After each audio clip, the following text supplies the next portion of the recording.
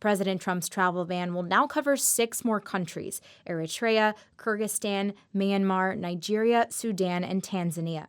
The U.S. will block diversity visas from Sudan and Tanzania, but all immigrant visas from the others added to the list. Sudan is a vastly Muslim majority country. The other countries do have significant Muslim populations, and so the brunt of this ban will still be primarily borne by Muslim populations. Acting Secretary of Homeland Security Chad Wolf made the announcement, blaming issues with technology and a lack of sharing information about terrorism suspects. He said these countries, for the most part, want to be helpful, but simply failed to meet those minimum requirements that we laid out. Restricting immigrant visas for people from certain countries was a campaign pledge for the president.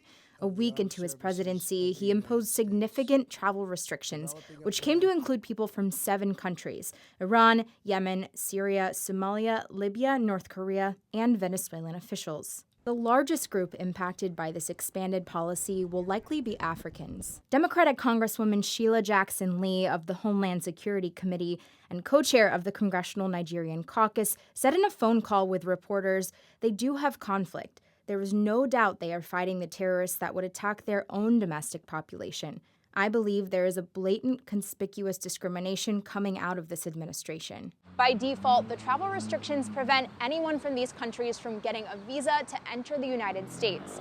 There are some limited exceptions. Still, the administration says anyone who is blocked is automatically considered for a waiver. And Newsy found more waivers are being granted, more than double in recent months. The U.S. issued 7,600 waivers total in the first 2 years of the ban, or about 10% of applications. But that number increased to 9,000 by the end of September, 13,000 in October, and reached more than 17,000 by the end of 2019. More than 20% of all applications. The State Department tells Newsy a new automated processing system is approving applications more quickly, though it didn't detail what exactly has changed. And even though there are more waivers being approved, the backlog of applications is still growing, now in the tens of thousands. Some have been waiting 3 years now for waivers, and during that time, they're separated from their families. Every day that goes by that a waiver isn't reviewed and granted is directly harming families right here in our country. This week, Speaker Nancy Pelosi announced she plans to bring the No Ban Act to the floor of the House as soon as possible.